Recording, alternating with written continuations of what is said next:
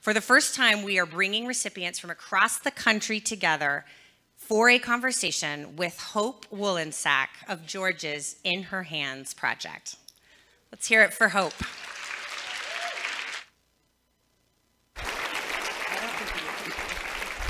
Hi, everyone. Good morning again. I'm so excited to get the opportunity to facilitate this panel for the first time ever, guaranteed income recipients from across the country and experts from across the country to talk about the impact guaranteed income has on individuals, families, and communities. So here with us today, starting at the end, is Tomas Vargas from the Stockton Economic Empowerment Demonstration. Then we have, then next in, we have Miss V. Tucker from Let's Go DMV. And then next in, we have Vernelle Cheneau of the Youth Force NOLA. And last but not least, we have last but not least, we have Kimberly McNair of Magnolia Mothers Trust in Jackson, Mississippi. And if y'all could help me out in wishing Kimberly a very happy birthday.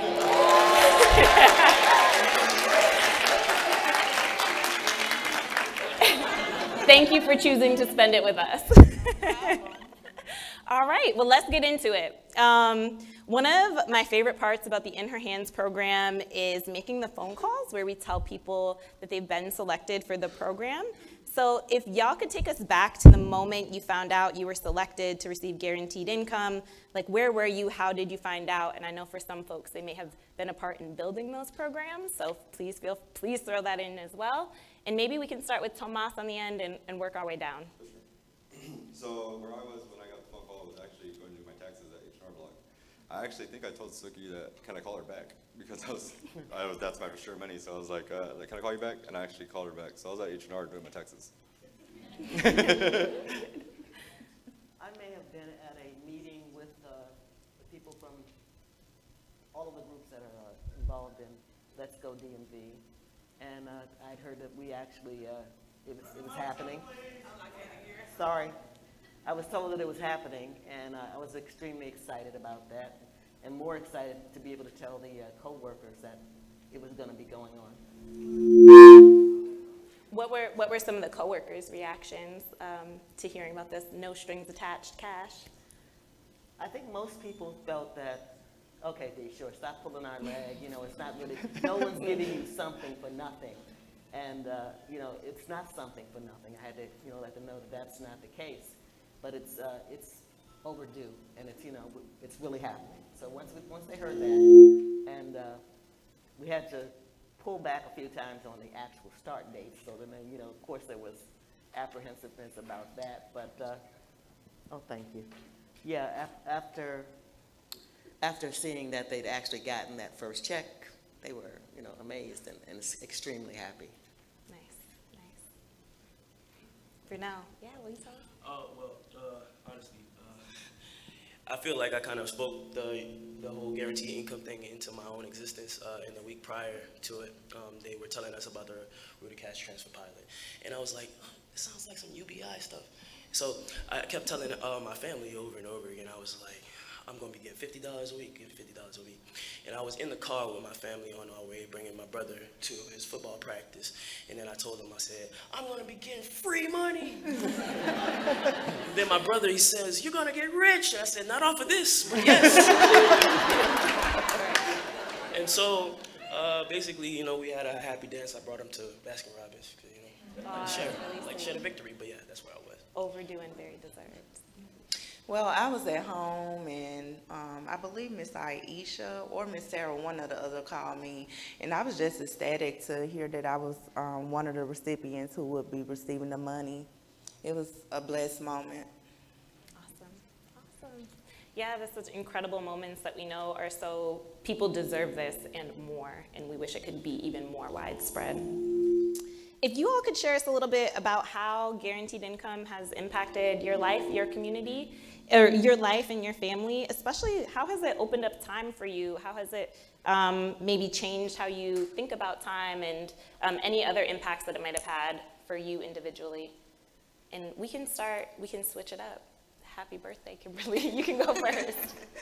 Yes, it definitely has made a big impact on me and my kids' lives. I'm just able to provide more. My kids, they always wanted to be in extracurricular activities, so I was able to get them on the football team and just motivate them more, because kids need that. You never know what they're going through, and them being able to be a part of that really makes them happy. So it changed our lives dramatically.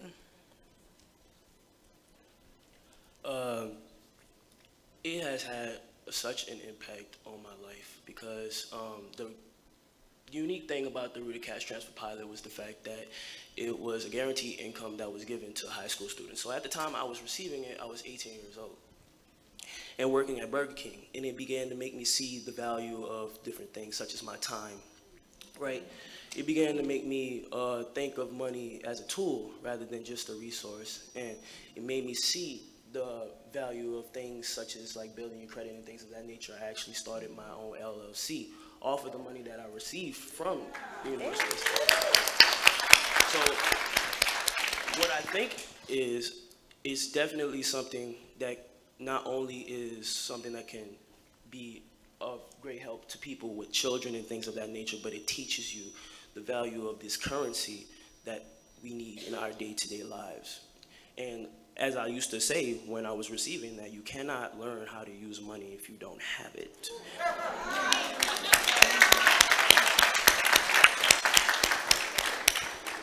Many of my coworkers, we work in the hospitality industry, and when COVID hit and we were suffering because we didn't know how we were going to take care of our bills, we didn't know if we were going to get back to work anytime soon, and if we went back to work, whether we'd look the same, whether we'd be able to make the same kind of income.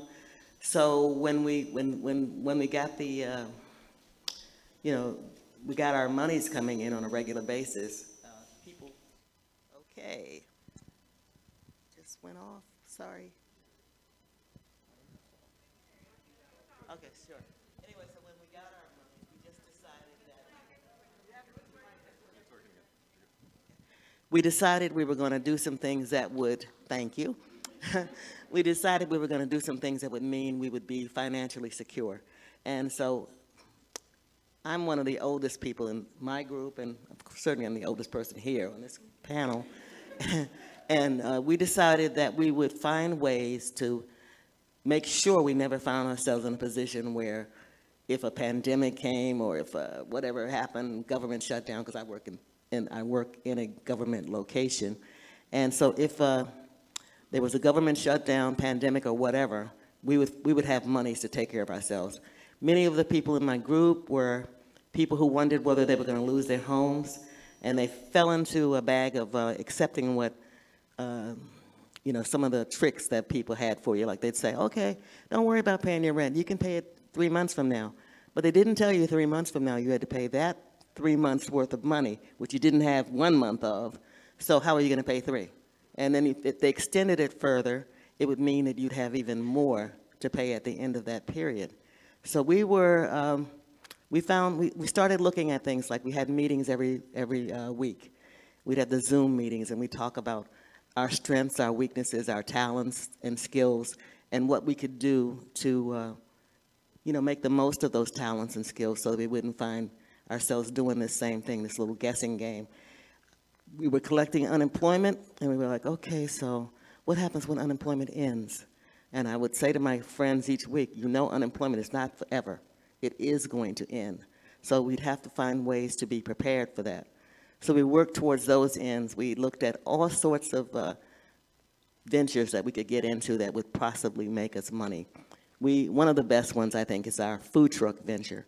We come from hospitality, we're from food service, and we felt like we could use those skills and create this food truck business that should be a business that would be successful for us. We created cookbooks. We completed one. And we're moving towards the direction of doing others because we're groups of people from everywhere. We come from all over the world. And so the first cookbook we have is an Ethiopian cookbook. The Ethiopian and Eritrean community came together and we said, let's do this cookbook.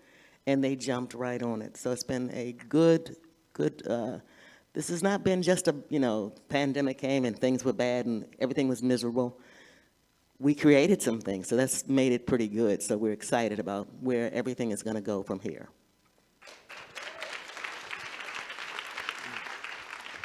All right, so a few things that I learned from the SEED program was actually time and value. I didn't really have any time to value anything in my life because I was never around that raised. So what I got to experience being part of the SEED program was actually being there to be a father, to actually stand up to be a good husband, to be a good son. It gave me opportunities to look at myself in a different light instead of the darkness I was always used to. Things that I got to experience that I never experienced before. I'm 38 years old and I went camping for the first time at the beginning of this year with my children and my wife. And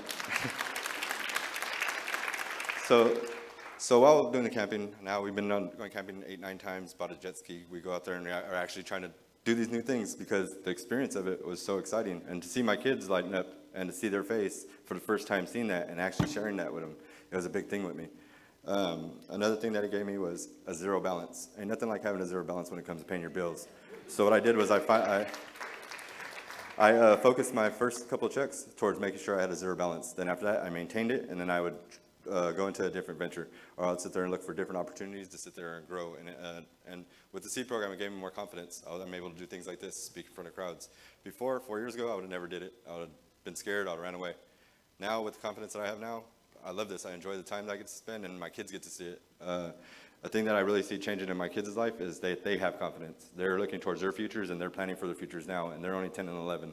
And at that age, I just wanted to play or just run around or just do kid things. My kids do that, but now they have a different mindset to where they focus on their future. And that's one of the times or things that I get from the SEED program.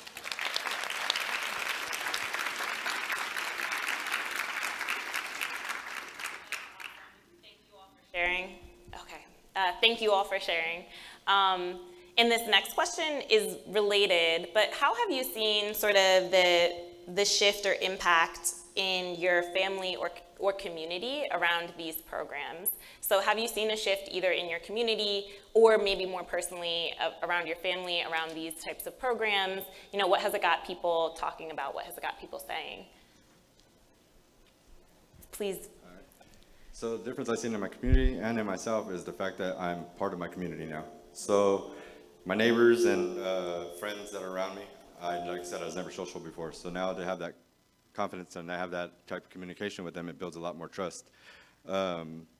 My kids, my son, he's running for 4th grade representative for student council, and he's a shoo-in. But it gave me the time to actually sit there and write with him his letter to even read like a regular resume, but he did his speech. And when we spoke about it, to see him be confident and say, "Well, Dad, you do it," and Mayor Tubbs does it, and he was like, "Then that's what I want to do." And to see that change with my kids, and even with my daughter's really focused on, she wants to go to the Marine Corps. So me and her bought some MREs, and now we eat MREs after school. I mean, but to see her so dedicated to it, it really moved me to sit there and dedicate myself to get more better at just anything. Before it was just I felt like I was stuck, and I would never move on from where I was.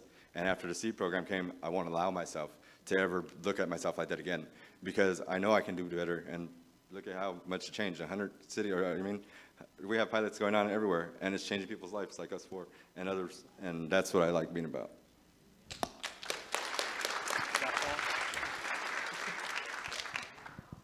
Is it on? Okay. Anyway, some of the things that changed in my community is that hospitality workers, we were at a point where we were making good money, and people expected that to continue. And I work in, not a restaurant, but I work in a food and beverage department of a banquet facility, and actually a few banquet facilities. And one of the things is that people come from around the world to come to some of these events.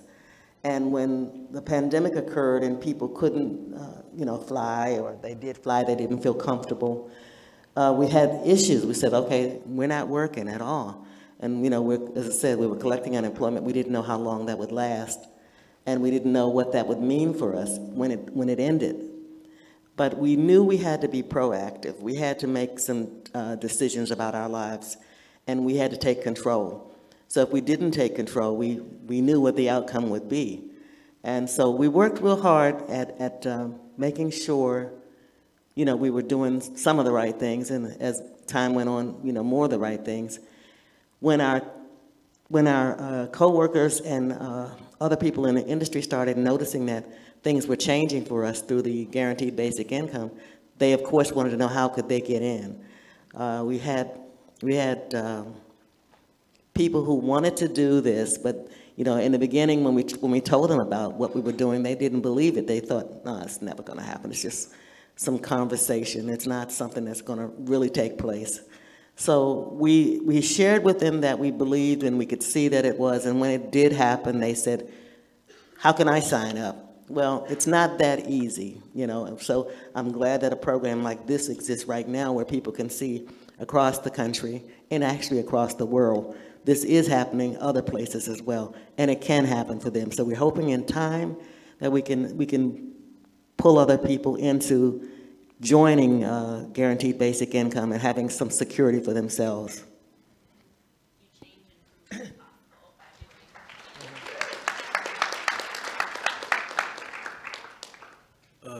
The question is, how has it impacted me and my family, right? Yeah, how has it impacted your family, or how have you seen this program impact your community? Right. It has impacted me and my family tremendously, in the simple fact of, as I said earlier, it taught me to use money as a tool rather than just a resource. And in doing so, it increased my financial confidence as well as my financial knowledge, because when I had the money to use, right, I looked up ways in which I could use it to my advantage. And expanding my knowledge with my brother and sister, I live with them, and our fathers aren't really in our lives. My mother grew up poor. So I've noticed that no one else in my family knew about these things because none of them had a disposable income to even be able to think about these sorts of things. I'm 19 years old right now, and I make more money than my mother and have higher credit than her.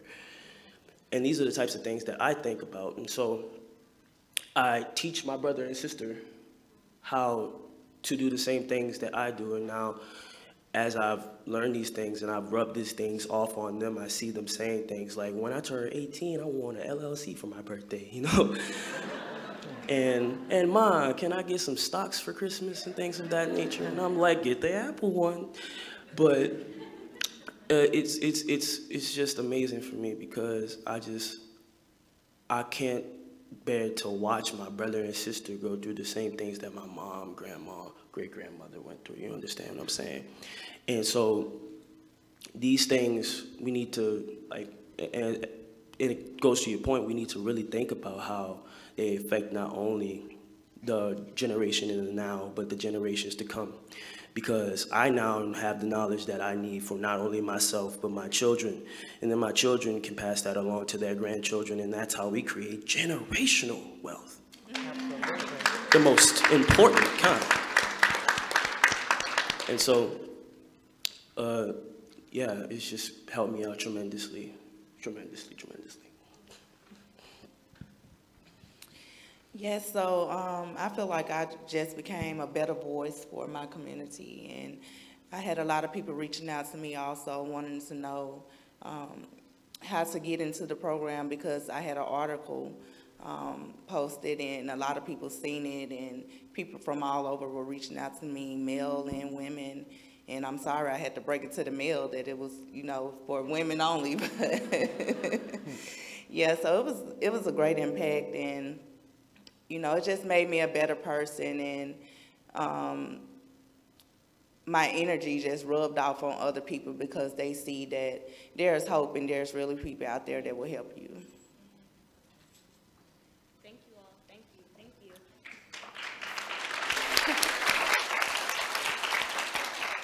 I know one thing I know, Vernelle, is that you've been spending some time on a podcast about guaranteed income. So if we could, let's hear the clip real quick.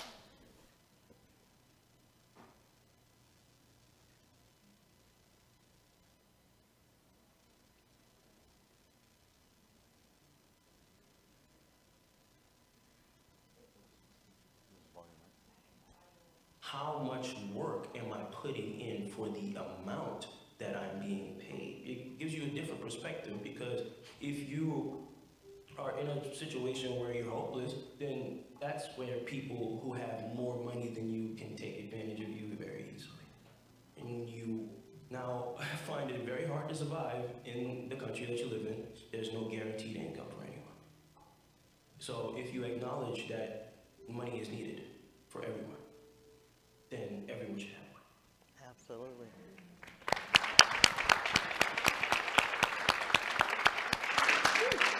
Incredible, so well put. What have you learned making this podcast, both about yourself, but also about the issue?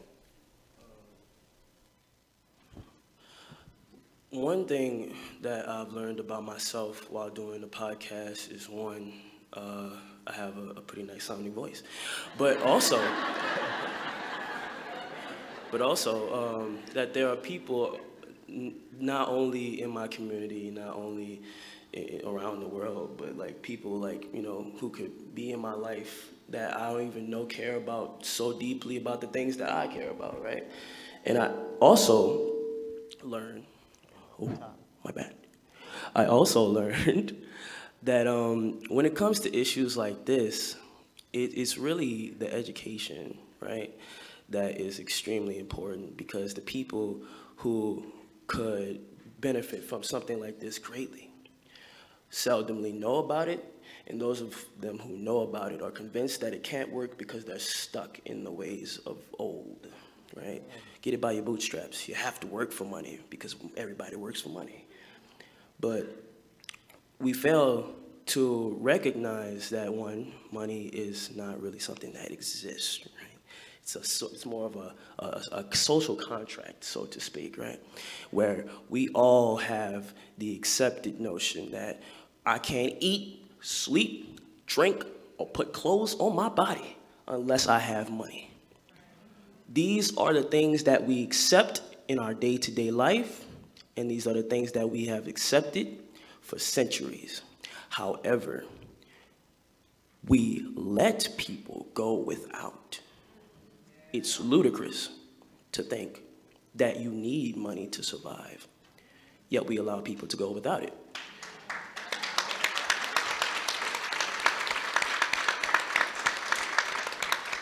And it all ties back into what I said. If everybody needs money, everybody should have it.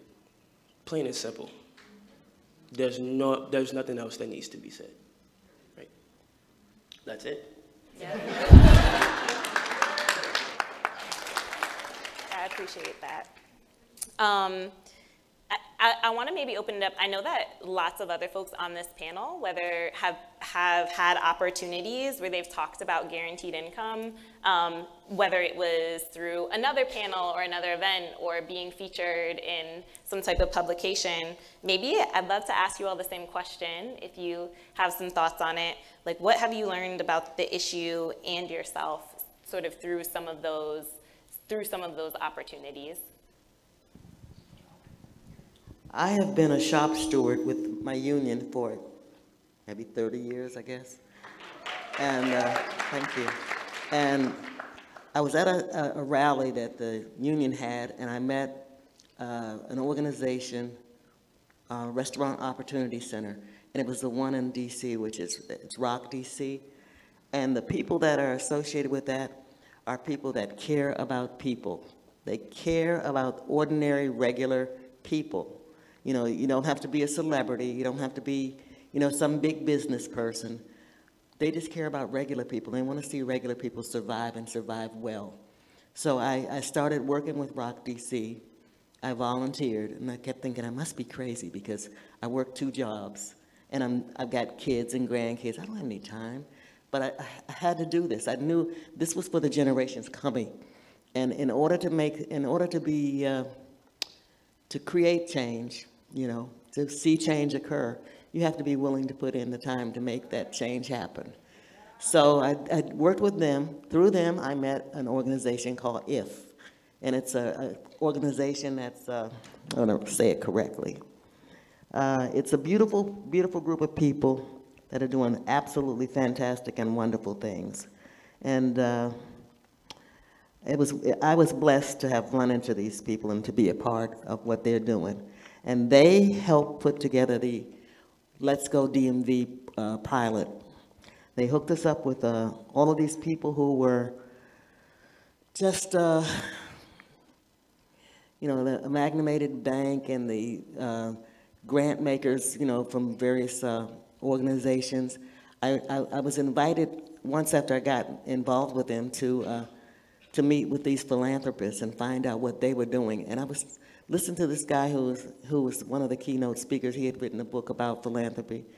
And he said people of color very rarely recognize that they can utilize philanthropy. They think it's for somebody else. And I surely did think it was for somebody else. I knew it wasn't for me. You know, what are they gonna say if I go talk to them about my thoughts, my hopes, my dreams? You know, send me to the back of the room, tell me to sit down. You know, so it didn't work that way. It was a beautiful, beautiful organization. IF is a foundation for radical possibility. And Han Lee, who's here today, and you know, she's in charge of helping make all these wonderful things happen. And so I started working with her. I started working with Melanie Webb. I met her through IF. And she's one of the women that's going to be speaking later today. Melanie Webb is with an organization which is Mothers Outreach Network. And they're about, you know, helping mothers and children, which needs to happen. And we need to see these things happen. We need to know that they can happen. And we need to have people like Melody who's doing the work. She's putting in the work. A couple of other people I just want to mention because it was just all these people doing all these things that made Let's Go DMV a reality. So some of the other people were Sophie Mayoshi and Candace Cunningham, and they're with Restaurant Opportunity Center of DC. And One Fair Wage is Saru Jarmu. And it's just these people decided that change was necessary and they were going to be part of that change. They talked and showed us different, shared different things with us that made me know, yes, these things can happen, will happen, but you got to do the work. You got to be willing to do the work. They were an example of that. So I decided I needed to be part of that as well. And every time I have an opportunity, I talk to my coworkers, I talk to my neighbors, I talk to just regular folks I meet anytime I meet them, and I'm sharing with them that there are these organizations that exist that are doing the things that are necessary to change our lives. So we have to be willing to put in the work and make those things happen.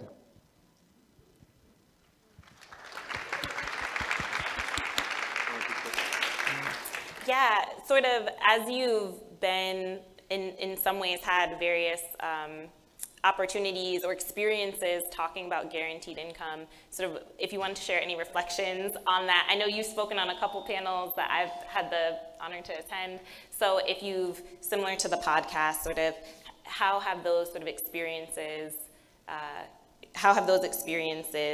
what have maybe you learned about the issue or yourself through some of those experiences? So with the experiences that I went through, I got to learn a lot about myself. I got to learn that I wasn't as unable to learn as what I thought I was. I thought I was based on what I knew was all I knew, and I couldn't learn anymore. Given the opportunity to speak and do things like this and these type of events really gave me more of a self-confidence. Not only do I have self-confidence, but I have reassurance in myself. I don't sit there and doubt myself as much. So the opportunity to speak with, and now work with MGI. I pulled from being the first recipient to now I work with MGI. So just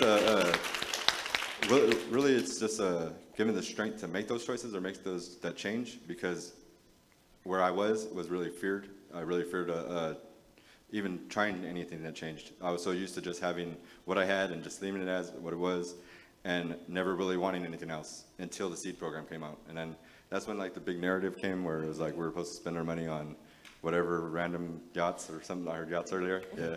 I heard that and I really took offense to it because I was hearing that from a person that never met me and doesn't know my struggles and don't know what I'm willing to do and what kind of fight I'm willing to put up. So the opportunity of just being here, that's the thing that changed me, was just being given an opportunity.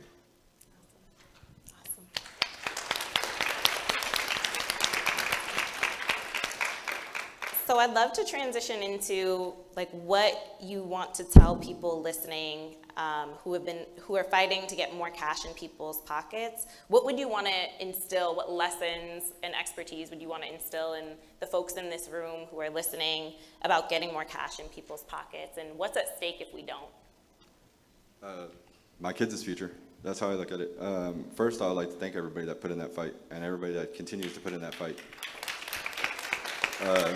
One of the biggest changes, like I said, is knowing that my kids have confidence in themselves and they're looking towards their future. Like I said, the way I was raised, I don't think I would have instilled that in them, or I would have had the opportunity to instill that in them, because I would have never been looking towards that kind of path for them. And to know that they're doing it on their own, that's the biggest thing that I enjoy, and that brings me life. Seeing my kids, my best invention, be their best. I mean, that's the biggest thing that I get from this, and I thank you guys all again for doing the fight and fighting for what you guys are fighting for.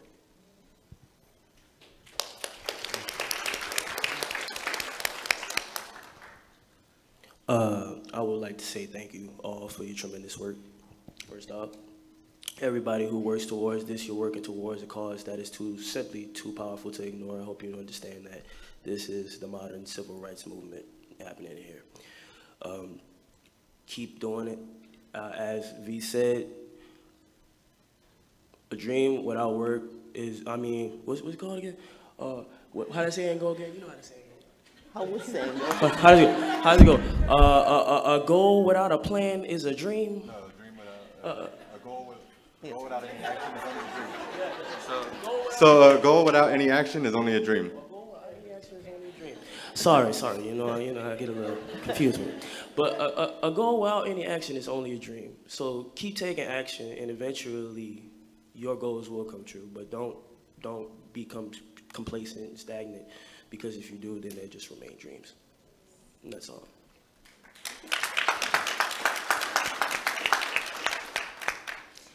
And yes, I would like to start by saying thanks to everyone who's involved, and just keep fighting, because the fight is definitely worth it. And it's for a good cause, and you're impacting a lot of lives. There's people out here who are on the edge, and you're giving families hope again.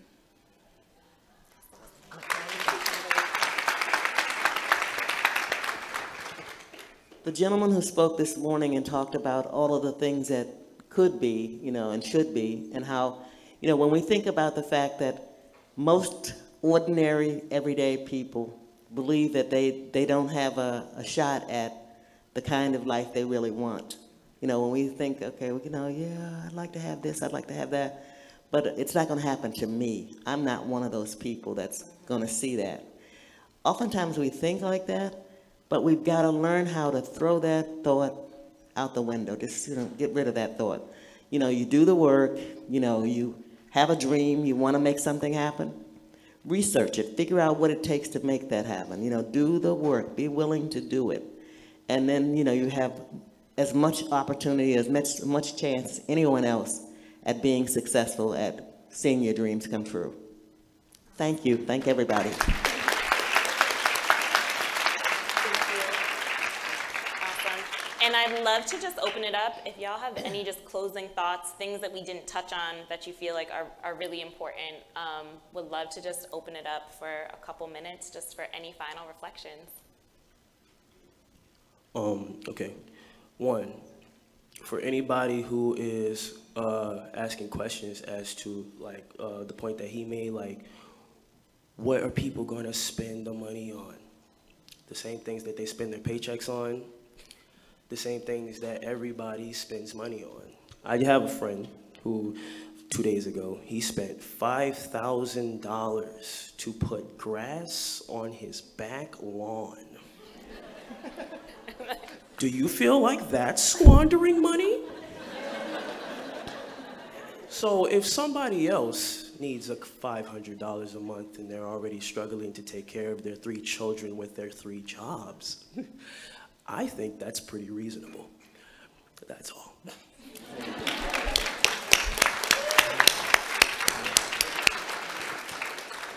Well, I think I've said a lot, so I was passing the mic around and letting everybody say what, they felt they needed to say.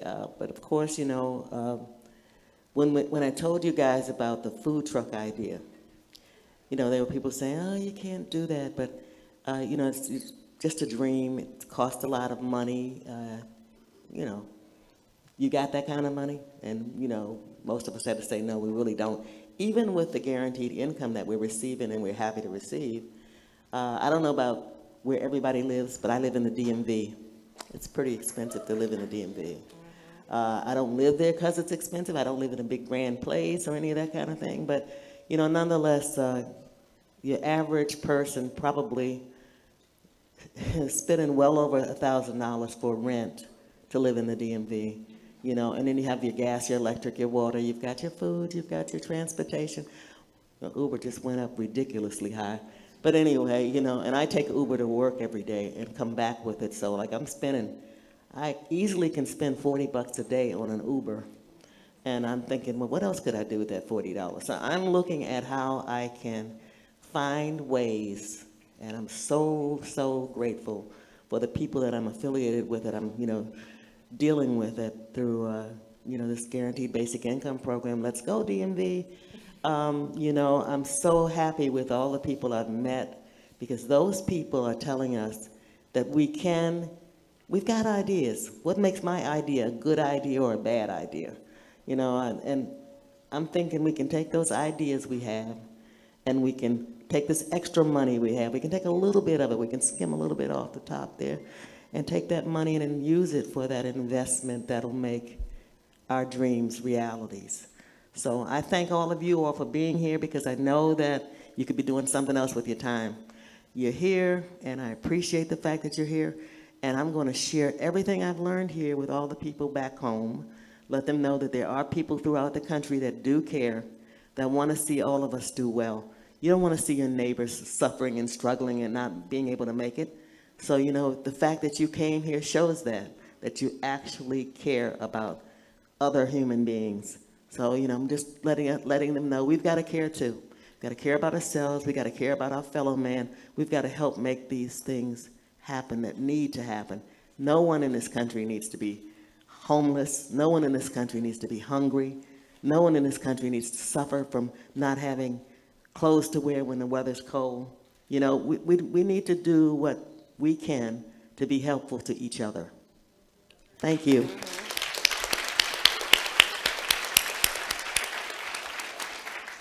Any final closing thoughts? I don't have any. That's okay. Let's give it up for this amazing panel.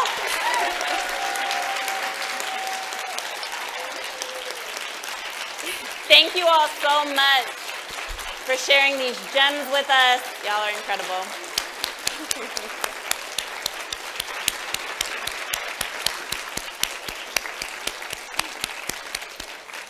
Thank you all so much for sharing these gems with us, these lessons that we'll all be carrying forward. It is so appreciated. And I'd love to, in just a couple years, we've just launched the In Her Hands program here in Georgia, across the Old Fourth Ward, Southwest Georgia, in College Park. And so I look forward to having similar conversations in the coming months with some of the folks who both participated in the design of In Her Hands and are in the In Her Hands program. So thank you all.